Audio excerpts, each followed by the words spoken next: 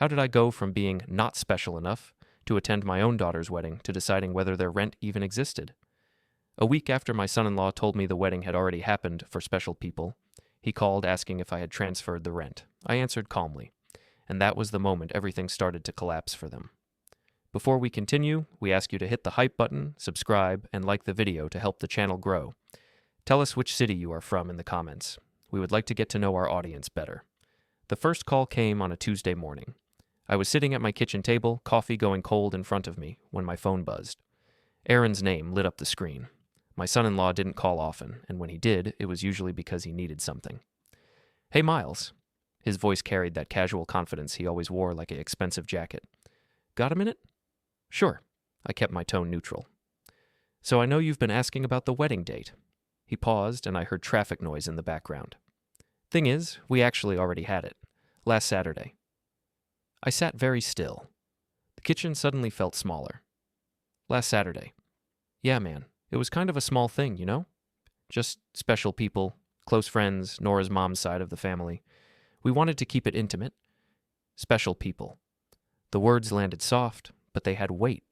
I was Nora's father. I had raised her alone for 12 years after the divorce. I had paid for her college, her car, her apartment deposit when she moved to the city, but I wasn't special enough to watch her get married. "I see," I said. "Don't take it personally, Miles.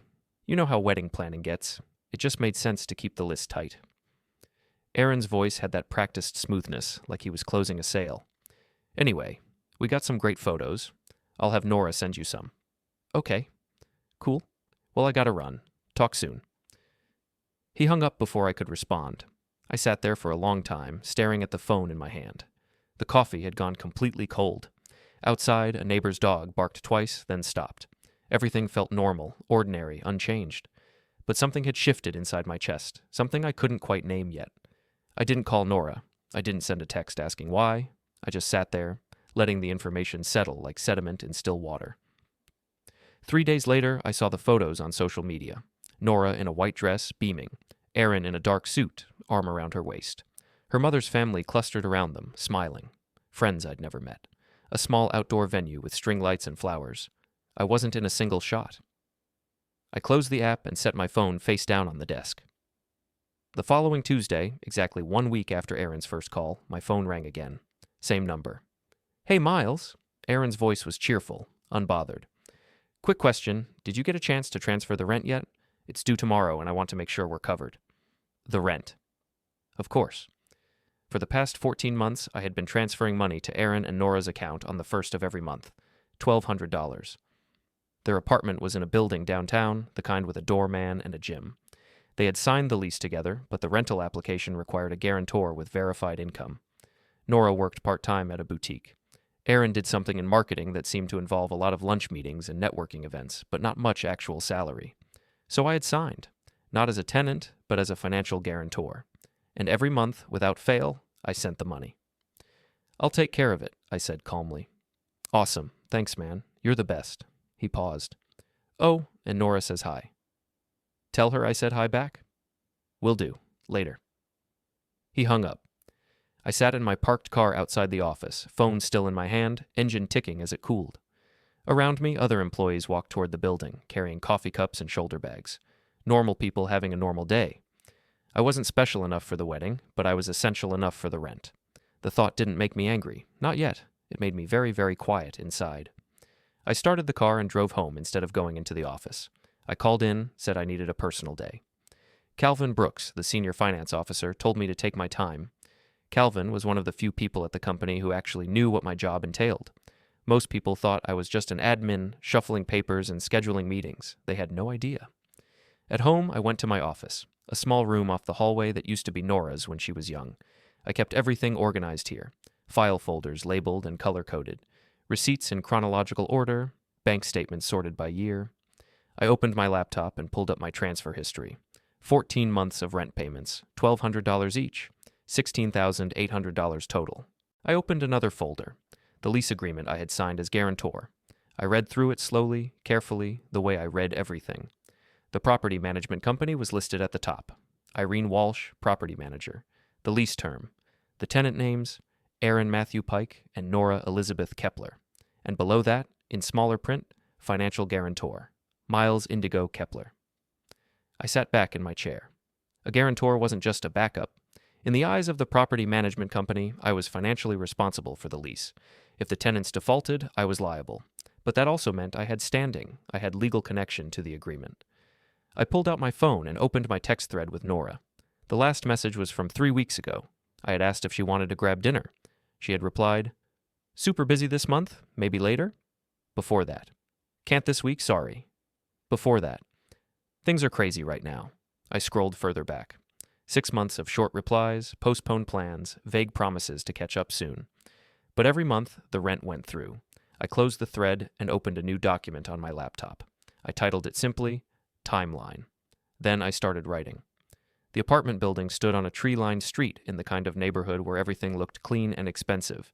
Glass doors, polished lobby, a doorman who nodded at residents but studied visitors with professional skepticism. I had been here once before, when Aaron and Nora first signed the lease. I had come to meet the property manager and provide my financial documentation. Irene Walsh had been brisk and efficient, barely looking at me as she photocopied my pay stubs and bank statements. Now I stood across the street watching the entrance. It was early evening, just after 6. People filtered in and out. Residents coming home from work, delivery drivers, a dog walker with 3 leashes tangled in her hands. I didn't go inside. I just watched. Aaron emerged at 6:23, phone pressed to his ear, laughing at something. He wore a fitted jacket and carried a leather messenger bag. He looked successful, confident, like someone whose life was going exactly according to plan. He walked past me without a glance and headed toward the subway entrance. I waited 5 more minutes, then left. At home, I opened my laptop and navigated to the family group chat. It was called Kepler Crew, a name Nora had chosen years ago when group chats were still a novelty. The members were me, Nora, and her mother, Lisa. The last message was from 2 months ago. Lisa had shared a photo of her garden. Nora had reacted with a heart emoji. I had written, "Looks great." Before that, silence for weeks. I scrolled back further. The pattern was clear. Whenever I initiated conversation, responses came slow and sparse. One-word answers, emoji reactions. But when Lisa posted, Nora responded immediately with paragraphs. I wasn't angry about it. Lisa and Nora had always been close, even after the divorce. That was fine, natural even. But the contrast was sharp. I closed the chat and opened my banking app. I navigated to scheduled transfers and found the one for Aaron and Nora's rent. It was set to auto-send on the 1st of every month. I canceled it, just like that. One tap, confirmation screen, done. The next payment wasn't scheduled anymore. I set my phone down and stared at the wall. This wasn't about anger. It wasn't even about revenge, not yet.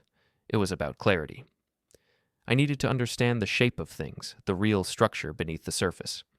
For 14 months, I had been invisible except when it was time to pay. I had been excluded from the wedding, from the single most important day in my daughter's adult life, but included in the monthly bills. I wanted to see what happened when the money stopped. Not permanently, not as punishment, just as an experiment. The first of the month came 3 days later. I woke up early, made coffee, and sat at my kitchen table with my phone nearby. The auto transfer would have gone through at midnight, but it hadn't been scheduled. My phone stayed quiet until 10:47 a.m. Aaron. Hey man, I think there might be a glitch with the transfer. It didn't come through last night. I waited 30 seconds before responding. Let me check. I opened my banking app, stared at the screen for a minute, then typed back, "Looks like the scheduled payment didn't process. I'll look into it." "Cool, thanks. No rush, just want to make sure we don't get hit with a late fee." No rush. I didn't respond. 2 hours later, another text. "Any update?" "Still checking with the bank," I wrote. "Might take a day or two."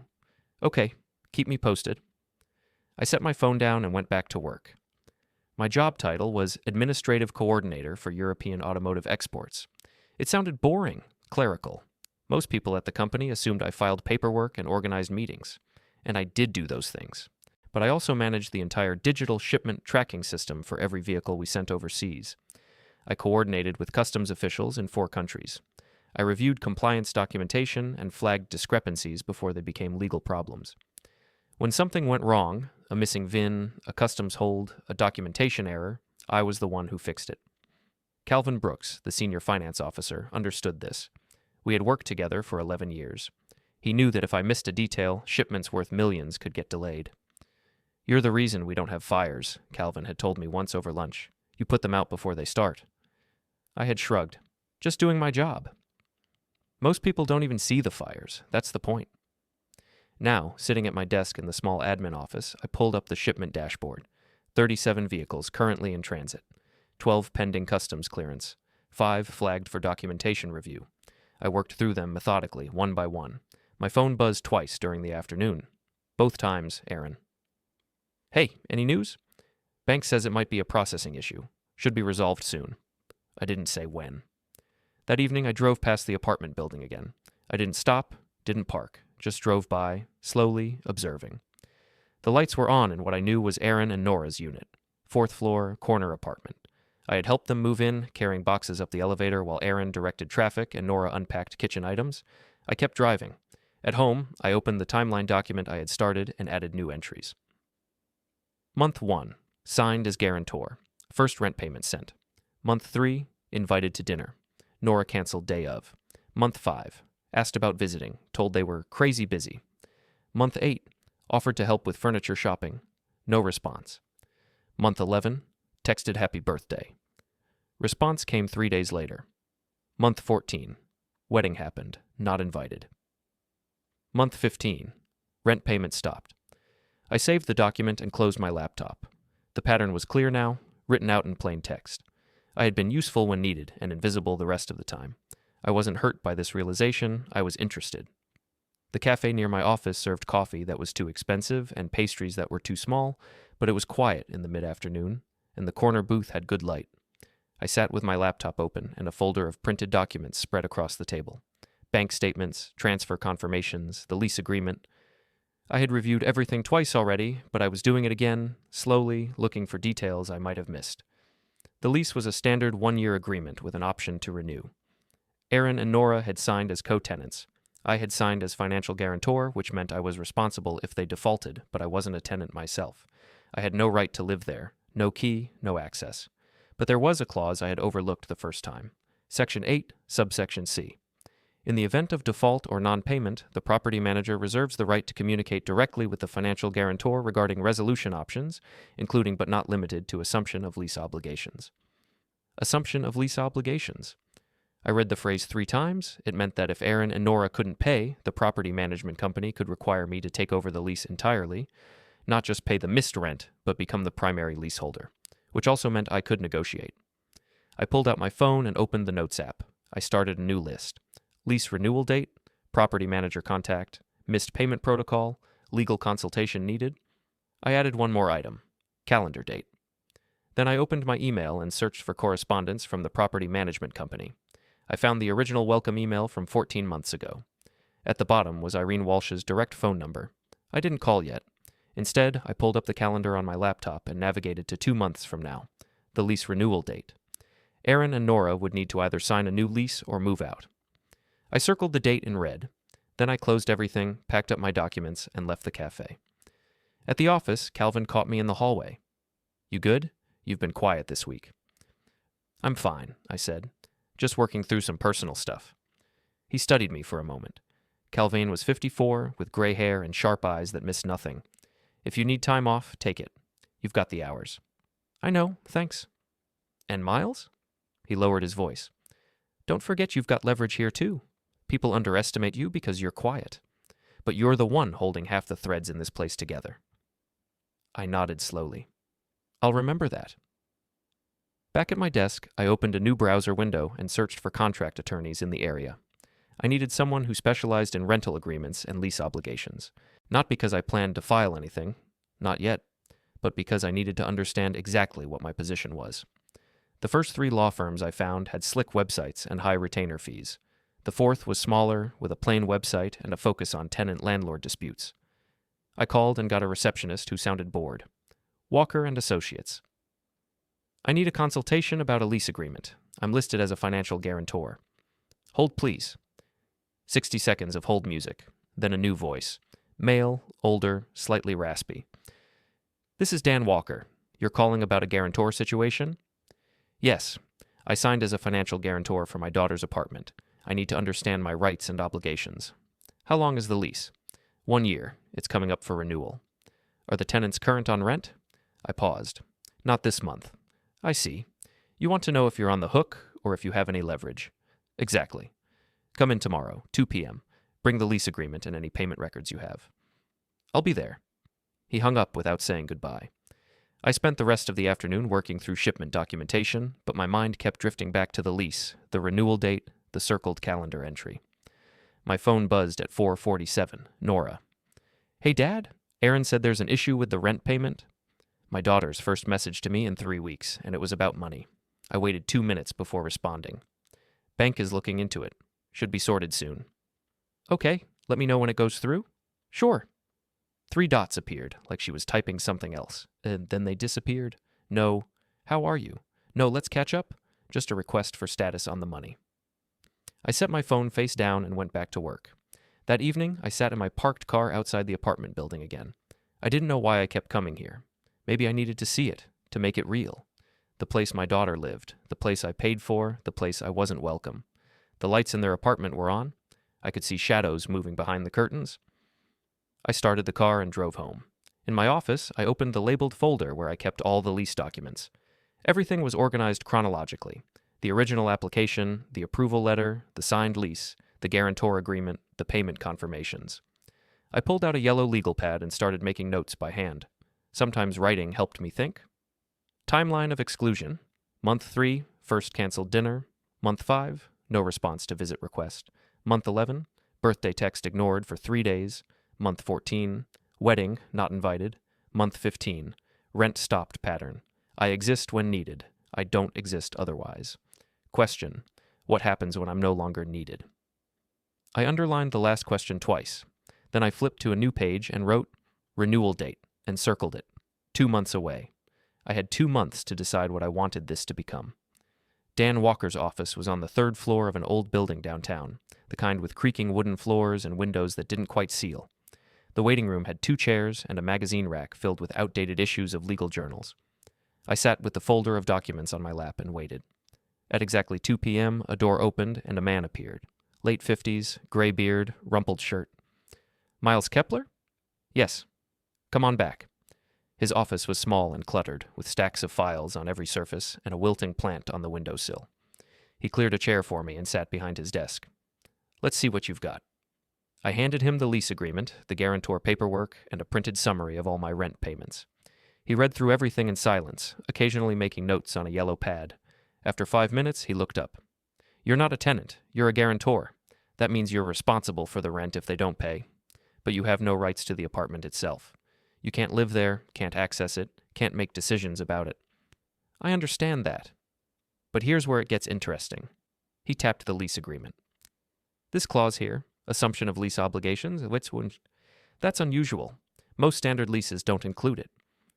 What does it mean exactly? It means if they default, the property manager can require you to take over the lease entirely. Not just pay the back rent, but become the primary tenant. You'd have full rights and full responsibility. Can I initiate that? He raised an eyebrow. You want to take over the lease? I want to know if I can. Not directly, but if they miss a payment and go into default, you could negotiate with the property manager. Offer to assume the lease in exchange for removing them from it. He leaned back in his chair. Why would you want to do that? I'm trying to understand my options. Your option is to stop paying and let them deal with it. You're not obligated to keep sending money. You're only obligated if they formally default and the property manager comes after you. And if I let it go to that point? They get evicted. You get sued for the back rent. It goes on your credit report. Messy for everyone. I nodded slowly. What if I wanted to avoid that, but still change the situation? Walker studied me for a long moment. You're talking about leverage. I'm talking about clarity. He smiled slightly. Same thing, in my experience. He pulled out a business card and wrote a name on the back. This is Irene Walsh, property manager for that building. You've probably met her. Call her. Tell her you're the guarantor and you want to discuss the lease status. Don't threaten, don't demand, just ask questions. Find out what her protocol is for missed payments. And then? Then you'll know exactly where you stand. He slid the card across the desk. That's a $100 consult, by the way. You can pay on your way out. I paid the receptionist in cash and left. Back at the office, I sat at my desk with the business card in front of me. Irene Walsh, property manager. I picked up my phone and dialed. It rang 3 times before a brisk voice answered. Walsh Property Management. This is Miles Kepler. I'm the financial guarantor for a unit in one of your buildings. I wanted to discuss the lease status. Which property? I gave her the address. One moment. I heard keyboard clicks. Yes, I have the file. Unit 407. Aaron Pike and Nora Kepler. That's correct. What's your question, Mr. Kepler? I wanted to confirm the protocol for missed rent payments. A pause. Is there a missed payment I should know about? Not yet. I'm just trying to understand the process. More keyboard clicks. Our standard protocol is a 5-day grace period. After that, a late fee applies. After 15 days, we issue a formal notice. After 30 days, we begin eviction proceedings and contact the guarantor for payment. And if the guarantor wants to discuss alternative arrangements, such as assumption of the lease. Another pause, longer this time. That would need to be negotiated on a case-by-case basis. Are you anticipating a situation where that might be necessary? I'm trying to be prepared. I see. Her tone had shifted slightly, more careful. If that situation arises, contact me directly. We can schedule a meeting to discuss options. Thank you. Is there anything else, Mr. Kepler? No, that's all I needed. I hung up and set the phone down. Now I knew the timeline. 5 days grace period, 15 days for formal notice, 30 days before eviction. The rent had been due 5 days ago. I opened my text thread with Aaron. His last message was from yesterday. Hey, is the bank thing resolved yet? I typed. Still working on it. Might take another week. His response came immediately. A week? Man, we're going to get hit with late fees. I'll cover them if it comes to that, I wrote. Okay, thanks. I set my phone down and stared at the calendar on my wall. I had just bought myself another week. Not to fix the problem, to watch what happened. Days 9 and 10 passed quietly. Aaron sent 2 more texts asking about the payment. I responded vaguely both times, saying the bank was still processing the issue. On day 11, Nora called. I was at my desk when my phone rang. Her name on the screen felt strange. She hadn't called in months. Hey, Nora. Dad. Her voice was tight. What's going on with the rent? Bank issue. I'm working on it. Aaron said you've been saying that for almost 2 weeks. We're past the grace period. We're getting late fees now. I'll cover the fees. That's not the point. This is stressing us out. Can't you just send the money from a different account or something? I leaned back in my chair. I could do that. So why haven't you? Good question. I've been busy, I said. Work has been intense. Too busy to make a bank transfer? I'll take care of it, Nora. A long silence. Then, is this about the wedding? There it was. Is what about the wedding? I kept my voice level. You've been weird since Aaron told you. I know you're upset we didn't invite you, but it was just a small thing.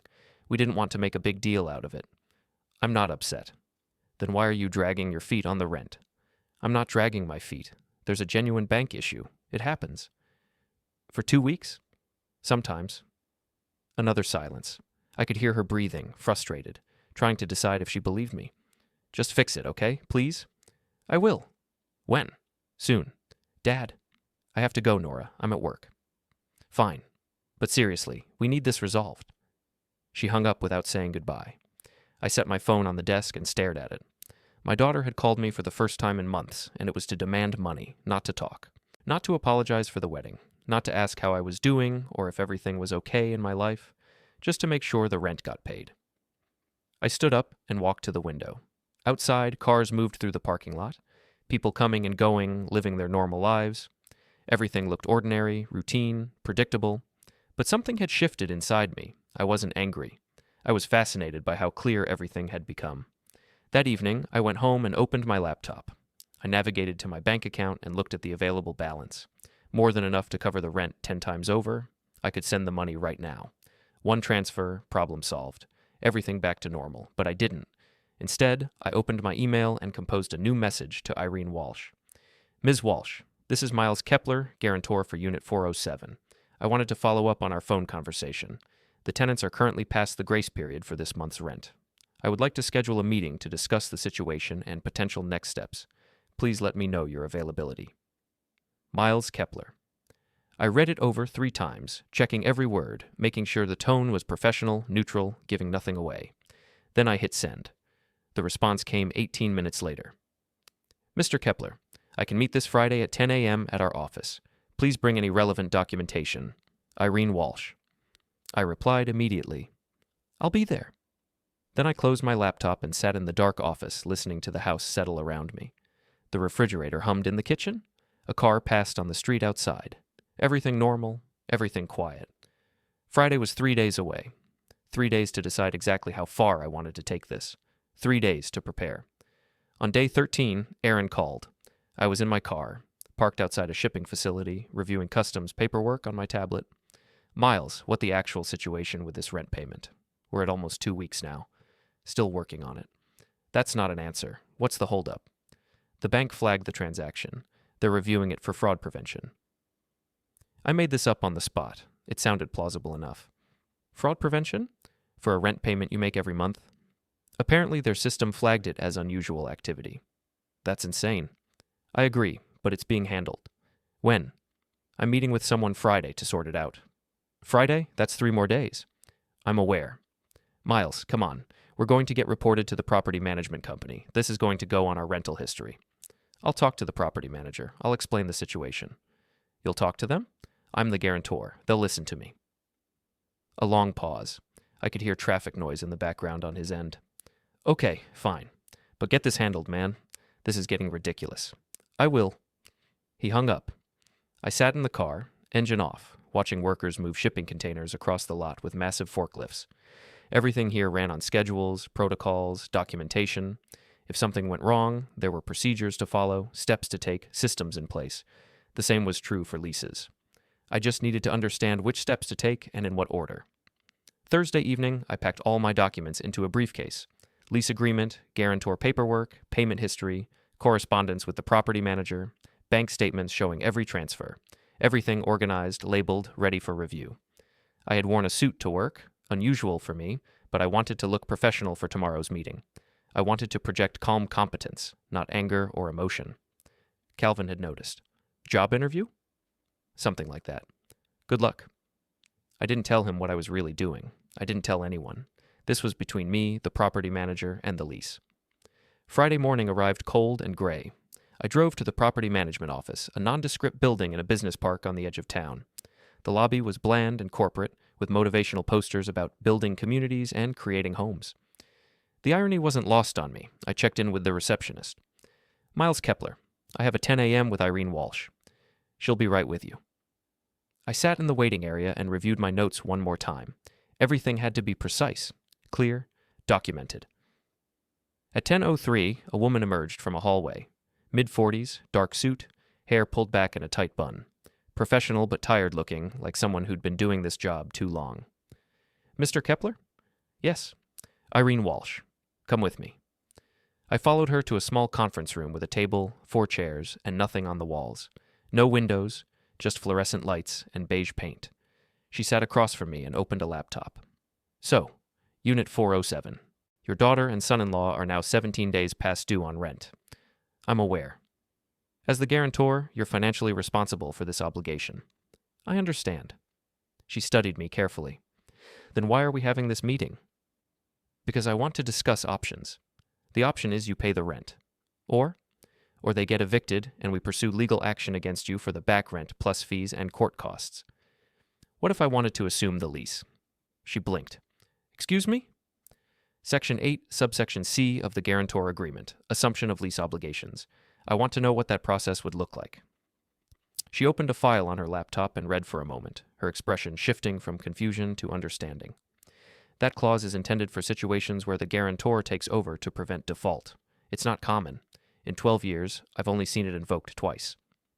But it's allowed. Technically, yes, but it would require the current tenants to agree to be removed from the lease.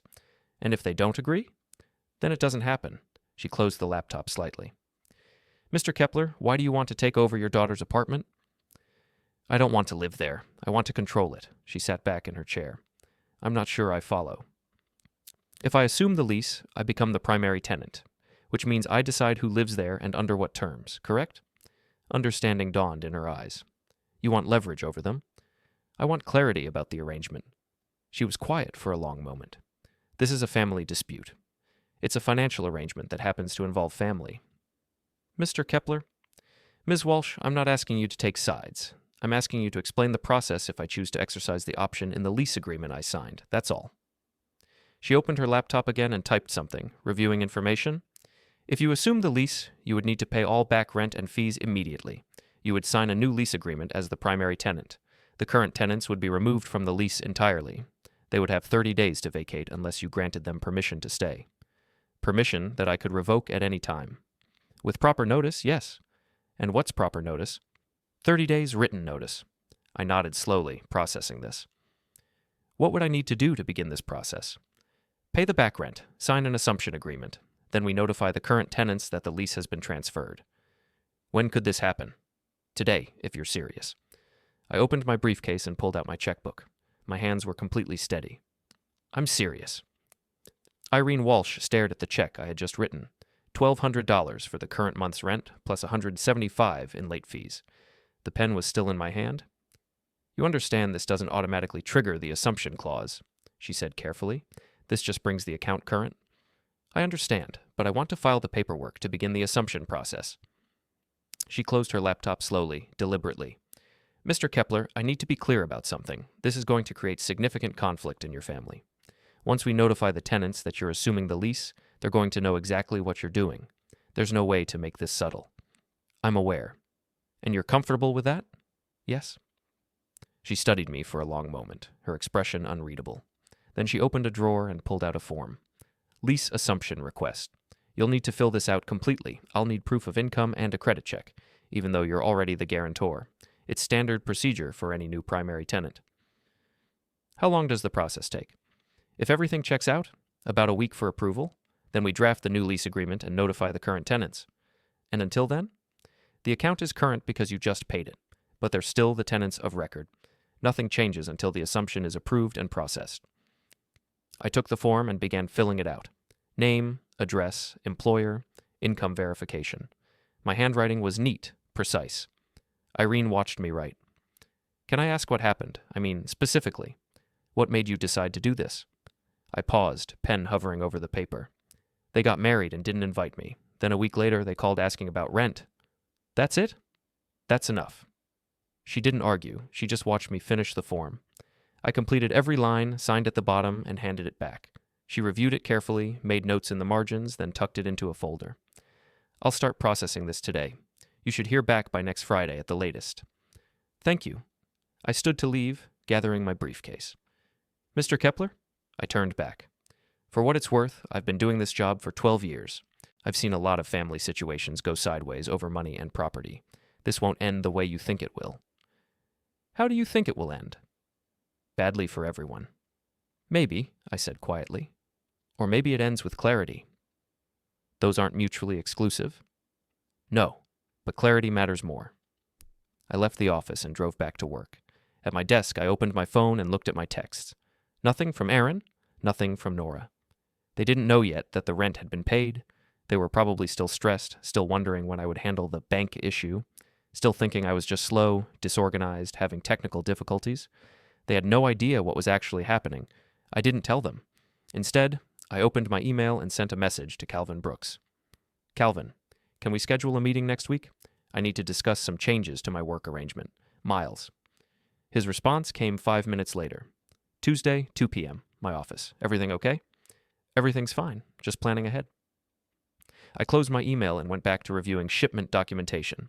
3 customs holds in Hamburg, 2 missing VIN verifications in Rotterdam. Normal problems requiring normal solutions. The rest of the day passed normally. Work, meetings, paperwork. I left at 5 and drove home through rush hour traffic. That evening, I sat in my office and updated my timeline document.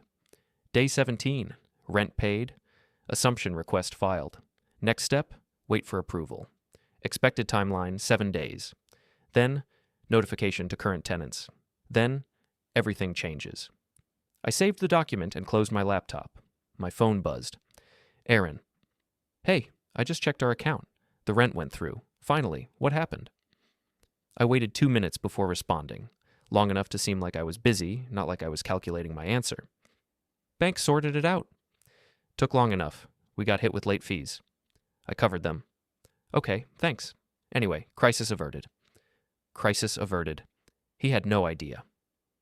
I set my phone down and stared at the wall. In 7 days, he would get a letter from the property management company informing him that the lease was being transferred to me, that he and Nora were no longer the primary tenants, that I was. And then they would understand exactly what had happened. Not special enough for the wedding, essential enough for the rent. But what happened when the person paying the rent decided to change the terms? I smiled slightly. I was about to find out. The next few days crawled by. I went to work, processed shipments, responded to emails. Everything normal on the surface, but underneath I was waiting for the approval, waiting for the notification, waiting for the moment when everything became real. The approval came on Thursday, 6 days instead of 7. An email from Irene Walsh with a PDF attached. Mr. Kepler, your lease assumption request has been approved. Please review the attached agreement.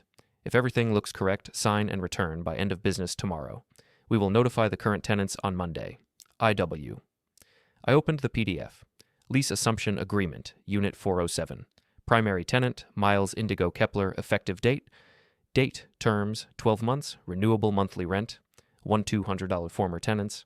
Aaron Matthew Pike, Nora Elizabeth Kepler. Removed.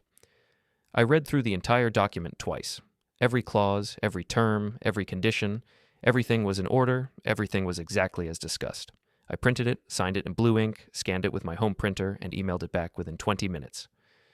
Received, Irene replied almost immediately. Notification will be sent Monday morning via certified mail and email. Both tenants will be notified simultaneously. Monday morning, 4 days away. I closed my laptop and sat very still in my office chair. This was the point of no return. Once that notification went out, there would be no way to take it back, no way to pretend it was a mistake or a misunderstanding. Aaron and Nora would know. They would be angry, confused, probably panicked, and I would be calm. I had spent 17 days watching this unfold. 17 days of texts and calls about money. 17 days of being needed, but not wanted. 17 days of being invisible, except when the rent was due. Now the shape of things would change completely. Friday at work, I met with Calvin Brooks in his office. He sat behind his desk with his usual coffee mug, looking at me with mild curiosity. "What's this about work arrangement changes?" he asked as I sat down. "I might need some flexibility over the next few weeks. Personal situation." He leaned back in his chair, fingers steepled. "Family stuff?" "Yes." "Anything I should be concerned about?" "No, but things might get complicated, and I wanted you to know in advance that I might need to take calls or step out occasionally." "You've got 17 years with this company, Miles. You've never asked for special treatment. You've covered for other people more times than I can count. If you need flexibility, you've got it." He paused. "This is about your daughter?" "Yes." "She okay?" "She's fine, but our relationship isn't." He nodded slowly, understanding in his eyes. "I won't pry. Just know that if you need to talk, I'm available. And if you need time, take it. You've earned it 10 times over." "Thank you." I left his office feeling steadier. Whatever happened next week, I had support at work. I had a foundation that wouldn't crumble. That mattered more than I'd expected it to. The weekend passed slowly. I kept my phone nearby, waiting for some message from Aaron or Nora, but nothing came. They had no idea what was coming. Saturday, I cleaned the house. Sunday, I went grocery shopping, prepared meals for the week, organized my office, normal routines, normal activities. But underneath, anticipation hummed quietly. Sunday evening, I made dinner and ate alone at my kitchen table. Chicken, rice, vegetables. Simple, adequate. The house was quiet. Too quiet, maybe. But I had gotten used to quiet over the years. After Nora moved out, after the divorce settled into routine, I had learned to live in the silence. It wasn't lonely. It was just still. I cleaned up, washed the dishes by hand even though I had a dishwasher, and went to my office.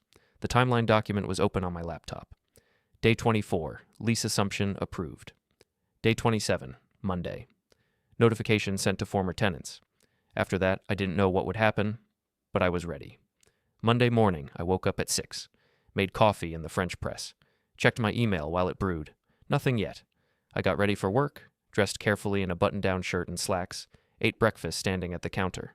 Toast with butter, orange juice, coffee. At 8:47 a.m., my phone rang. Aaron. I let it ring 4 times before answering. "Miles, what the actual nonsense is this?" His voice was sharp, angry, stripped of all the casual confidence he usually carried. "What's what?" I kept my tone even, neutral. We just got a letter from the property management company. It says our lease has been terminated and transferred to you. What does that mean? It means I'm the primary tenant now. Silence. Complete silence for 5 full seconds. What? I assumed the lease. It's a provision in the guarantor agreement. I'm now the leaseholder for Unit 407. You can't just do that. Actually, I can. I did. Miles, this is insane. You can't just take over our apartment. I'm not taking over your apartment. I'm taking over the lease. You can still live there. What? As long as I allow it. Another silence, longer this time. I could hear him breathing hard. Are you threatening us? I'm clarifying the arrangement. This is because of the wedding, isn't it? You're punishing us for not inviting you. This is because I pay $1,200 a month for a place I'm not welcome to visit, for a life I'm not part of except when you need money. That was your choice. We never asked you to pay our rent. Aaron, you called me 17 days ago asking if I had transferred the rent. You've texted me 14 times since then about it. You absolutely asked me to pay. That's not... I'm the guarantor. I was financially responsible either way. Now I'm just making the responsibility match the authority. I want to talk to a lawyer. Go ahead. You'll find that everything I've done is legal and outlined in the lease you signed. I could hear him breathing hard, struggling to process this. Put Nora on, I said. What? I want to talk to my daughter. She doesn't want to talk to you. Then tell her I said this. You can stay in the apartment as long as you want. I'm not evicting you, but the lease is in my name now and I control the terms. What terms? We'll discuss that later. Right now I have to get to work. Miles, wait. I hung up. My hands were steady. My heart rate was normal. My breathing was even. I had just upended my daughter's living situation, and I felt completely calm. That should have bothered me. It didn't. I drove to work, parked in my usual spot, and walked into the building like it was any other Monday. At my desk, I reviewed shipment schedules and customs documentation. Everything normal, routine, under control. My phone buzzed 3 times during the morning. Aaron, then Nora, then Aaron again. I didn't answer. At noon, Irene Walsh called. Mr. Kepler, I've received several calls from the former tenants. They're very upset. I imagine they are. They're claiming you're retaliating against them for a family dispute. Are they current on rent? You paid it. Then there's no dispute. The lease has been legally transferred. They can stay or go, but the decision is mine now. She was quiet for a moment. They want to meet with me. To discuss their options. That's fine. Do you want to be present? No, but let me know what they say. Mr. Kepler, I need to ask, what's your end game here? Clarity. That's not an answer. Yes, it is. I want them to understand the real shape of our relationship. Not what they pretend it is, not what they want it to be, what it actually is. She sighed. I'll keep you updated. She hung up. I went back to work. At 3 p.m., my phone rang again. This time, it was Nora. I answered. Dad. Her voice was tight, controlled, like she was fighting to keep calm. We need to talk. I'm listening. What are you doing? I'm working. You know what I mean. The apartment, the lease. What are you trying to prove? I'm not trying to prove anything. I'm establishing appropriate boundaries. By taking over our home? By taking responsibility for something I'm paying for. We can pay you back. We'll figure it out.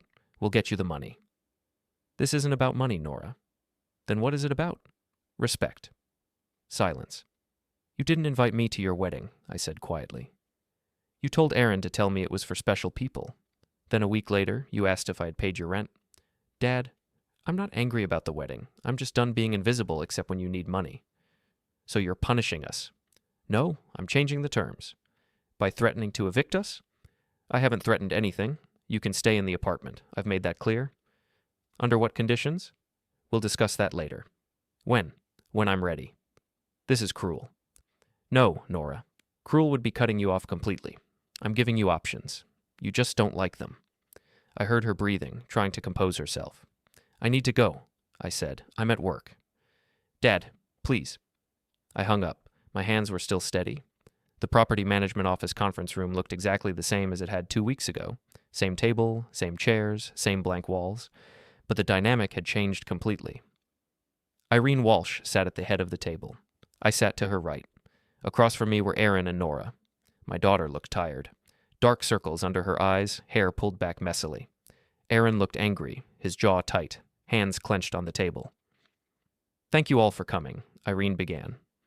"Mr. Pike, Ms. Kepler, you requested this meeting to discuss the lease situation. Mr. Kepler has agreed to attend." "We want the lease put back in our names," Aaron said immediately. "That's not possible," Irene replied.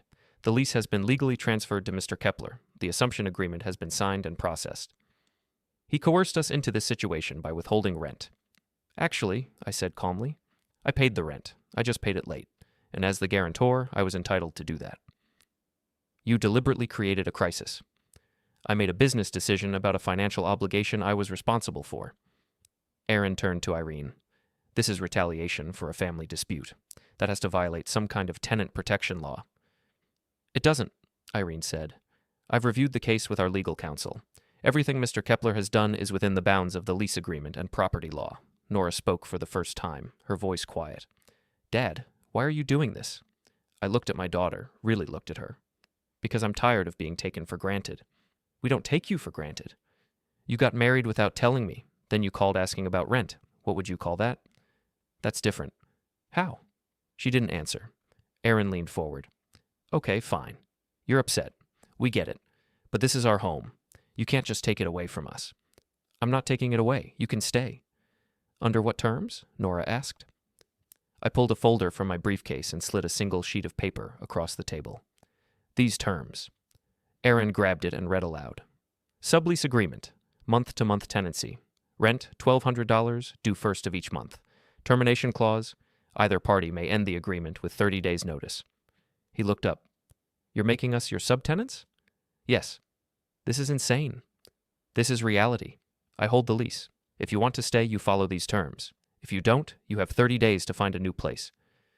We can't afford another apartment on short notice." "Then I suggest you sign." Nora was staring at the paper. "Month to month means you could kick us out any time." "With 30 days' notice, yes.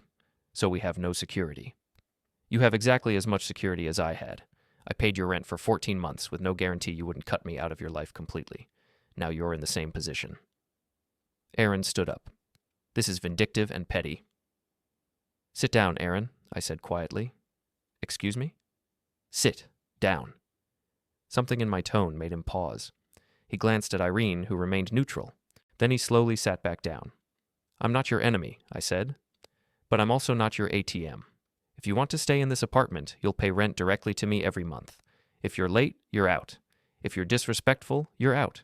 If you decide you don't want to deal with this arrangement, you're free to leave. Those are the terms." Nora's eyes were wet. "You're really going to do this?" "I already did it." "We're your family." "I know. That's why I'm giving you the option to stay instead of just evicting you immediately." "You wouldn't do that." I met her eyes. "Are you sure?" She looked away. Irene cleared her throat. "Mr. Pike, Ms. Kepler, you have 3 options. 1. Sign the sublease agreement and stay under Mr. Kepler's terms. 2. Find a new apartment and move out within 30 days. 3. Refuse to sign and be formally evicted, which will damage your rental history significantly." "This isn't fair," Aaron said. "Fair would have been inviting me to the wedding," I replied. "Fair would have been calling to talk instead of just asking about money. Fair would have been treating me like family instead of a bank. But we're not talking about fair. We're talking about legal and practical." I stood up and put my briefcase on the table. From it, I pulled out a stack of printed bank statements. 14 months of rent payments, $16,800 total, plus utilities assistance 3 times, plus the furniture loan for your couch and dining set, plus the car repair I covered last year. Total, $22,300. I spread the statements across the table. I never asked for this money back. I never held it over you. I just paid it, quietly, because I thought that's what a father does. But you've made it very clear that I'm not really part of your life. I'm just the person who pays for things. Nora was crying now, silent tears running down her face. "So here's what's going to happen," I continued. "You're going to sign this sublease, or you're going to move out. Either way, this meeting is over." I picked up my briefcase and walked to the door. "You have 48 hours to decide. Send your answer to Irene." I left without looking back. I didn't hear from them for 36 hours. During that time, I went to work, reviewed shipping documents, coordinated with customs officials in Rotterdam and Hamburg. I had dinner alone. I slept fine. My phone stayed silent. On Wednesday afternoon, Irene Walsh called. "They signed." Both of them? Yes. The sublease is active as of today. First month's rent is due this Friday. Did they say anything? Mr. Pike wanted to negotiate the terms. I told him the terms weren't negotiable. Ms. Kepler just asked if you were really going to go through with this. What did you tell her? I said you already had. I nodded, even though she couldn't see me. Thank you, Irene. Mr. Kepler, can I give you some advice? Go ahead. I've been doing this for 12 years. I've seen families destroy themselves over money and property. Whatever you think you're accomplishing here, it won't fix your relationship with your daughter. I'm not trying to fix it. I'm trying to define it. That's the same thing. No. Fixing implies something was whole before. We're past that. She was quiet for a moment. Rent is due Friday. If they're late, let me know. She hung up. I sat at my desk and stared at the calendar. Friday, the first rent payment under the new terms. I wondered if they would pay on time or test me immediately. Thursday evening, my phone buzzed. A text from Nora. Can we talk? I waited 10 minutes before responding. About what? Everything, please. When? Tomorrow, after work. I can come to your place. I almost said no, but something stopped me. 6 p.m., I typed. Thank you. I set my phone down and tried to imagine how that conversation would go. Would she apologize? Argue? Try to manipulate me into changing the terms? I didn't know, but I was curious. Friday at work dragged. I couldn't focus on shipment tracking or customs forms. My mind kept drifting to the evening, to whatever Nora wanted to say. At 5:30, I left the office and drove home. I cleaned the kitchen, put away the mail, made sure the living room looked presentable. Not because I was nervous, but because I wanted the space to be neutral, controlled. At 6 p.m. exactly, the doorbell rang. I opened it. Nora stood on the porch, hands in her jacket pockets. She looked small, younger than 26. Come in, I said. She stepped inside and looked around like she was seeing the place for the first time. It's been a while since I've been here. 2 years. Has it really been that long? Yes. She sat on the couch. I took the chair across from her. I transferred the rent this morning, she said. It should be in your account. I pulled out my phone and checked. $1,200, received at 9:14 a.m. It's there. Good. Silence settled between us. Why did you want to talk? I asked. She took a breath. I wanted to apologize. For what specifically? For not inviting you to the wedding, for taking you for granted, for treating you like you only mattered when we needed money. I nodded slowly. Okay. That's it? Okay. What do you want me to say? I don't know. That you forgive me? That we can fix this? I appreciate the apology, Nora. I do. But an apology doesn't change the structure of what happened. What does that mean? It means I believe you're sorry. But I also believe that if I hadn't taken over the lease, nothing would have changed. You would have kept taking money and keeping me at a distance. That's not fair. Maybe not, but it's accurate. She looked down at her hands. Aaron thinks you're trying to control us. Aaron is partially right. I am exerting control, but not to manipulate you, to establish boundaries. It feels like punishment. It's consequences. There's a difference. Is there? Punishment is about making you suffer. Consequences are about showing you the real shape of the relationship. You wanted me in your life only when it was convenient or profitable. Now you're learning what it feels like to depend on someone who might not always say yes. She wiped her eyes. I never meant to make you feel that way. I know, but intent doesn't erase impact. So what now? We just live like this? Me and Aaron paying you rent every month, always worried you'll kick us out? That's up to you. You can stay under these terms, or you can find your own place and build your own independence. Either way, you'll learn to function without assuming I'll always be there to catch you. You're my father. I am, and I love you. But love doesn't mean I have to fund your life while you exclude me from it. She stood up abruptly.